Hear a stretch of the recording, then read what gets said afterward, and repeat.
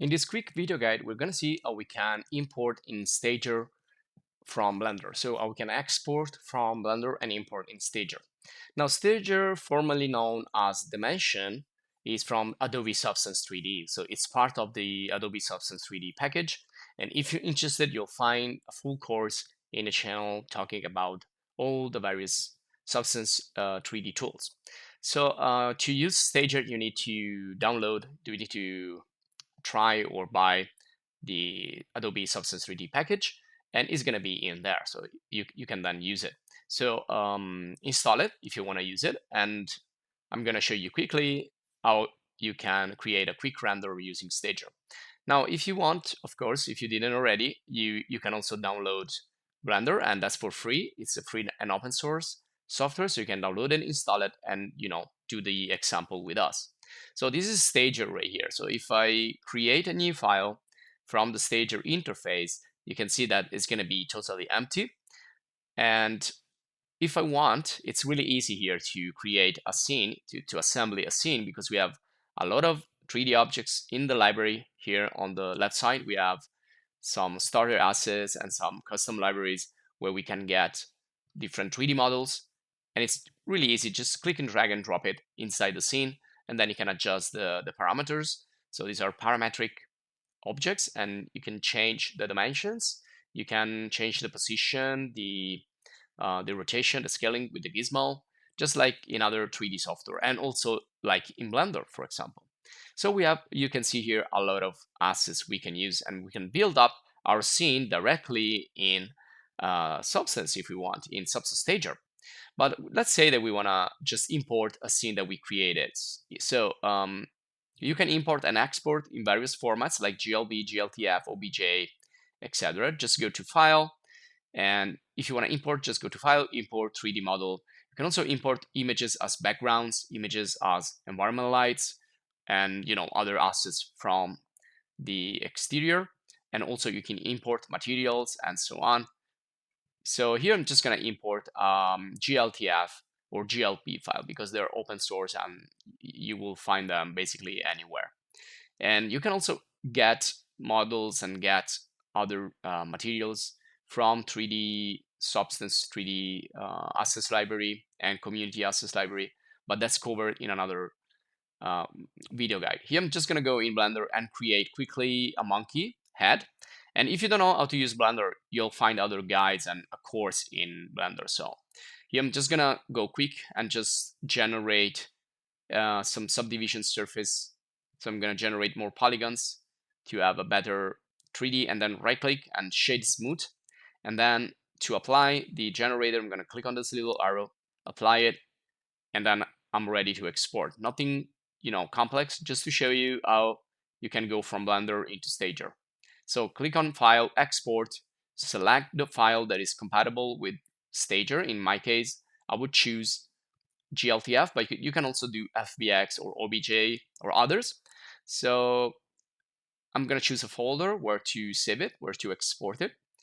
And then I'm going to give it a name. So let's call this, simply monkey head. And you can choose if you want to export in GLB, which is the case right now, or you can change it into GLTF. If you're using also materials and textures and other stuff, you probably want to go for GLTF. But in this case, we're just going to export the 3D geometry. So I'm going to stay with GLB and then export.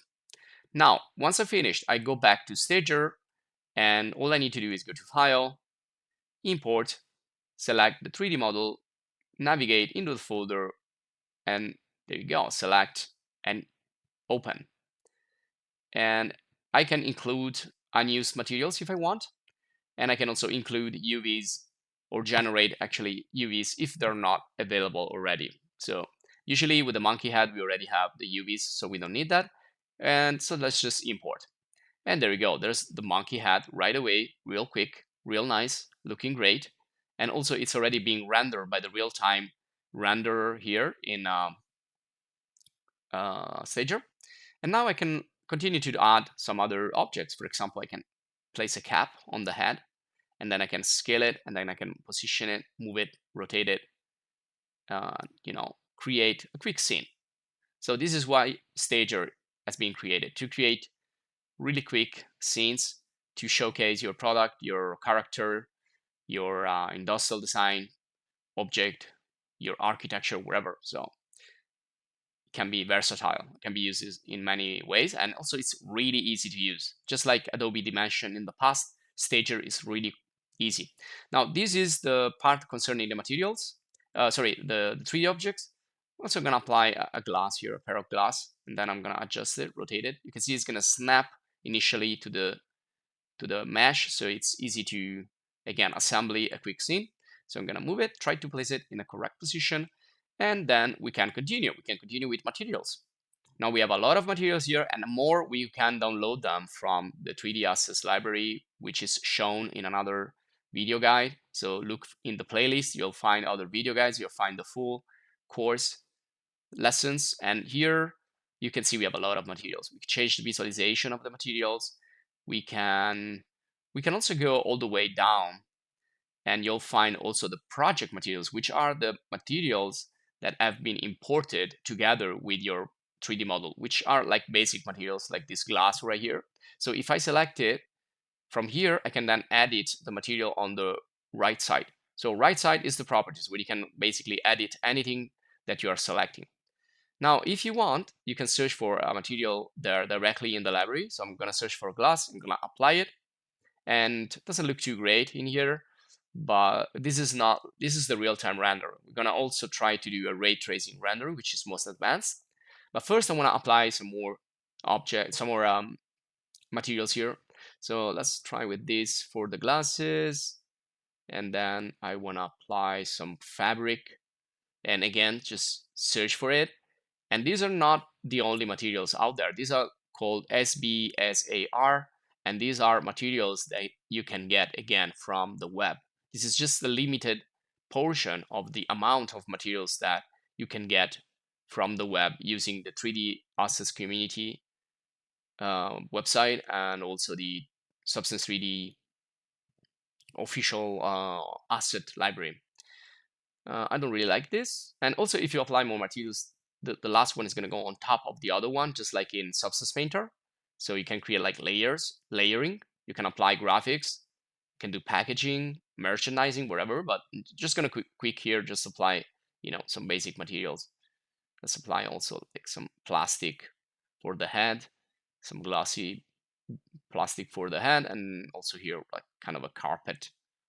There you go. So, nothing too fancy, just to show you how easy it is to search for apply materials.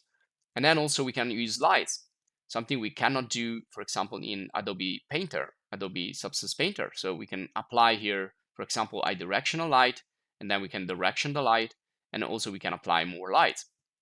Or we can apply directly an environment. An environment, it's a complete set of background, camera, and all other settings, which is gonna see here. Oh, the glasses are not perfectly placed, but this is just to show you quickly that you can create a more advanced rendering if you want using environments.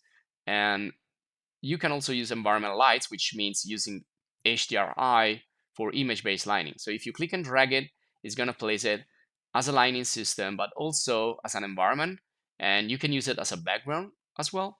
Now on the top, you have some settings for the cameras and other stuff, but again, check the full lesson about Stager in the playlist. And also we can apply ray tracing, which is a more advanced render. And we have also a bunch of settings there for ray tracing, so we can increase the quality and the realism and decrease the noise a little bit. And then environment here, this is where we can change. We can select it from the scene panel, and then we can change the intensity, the rotation of the background. We can also go in the background panel and increase the opacity of the environment so it's visible. And we can also change the blur, so the blurriness of the background. So if you want to make it visible, you can just adjust that. And there you go. So we have the complete set. We have objects, we have materials, we have lights, and we can run the render. And that's it. So this is it for this video guide. If you enjoy it, please subscribe to the channel to stay updated for more. And if you want to support us, if you want to thank us, please join the channel as a supporter. And so thanks again for watching, and see you in the next video guide.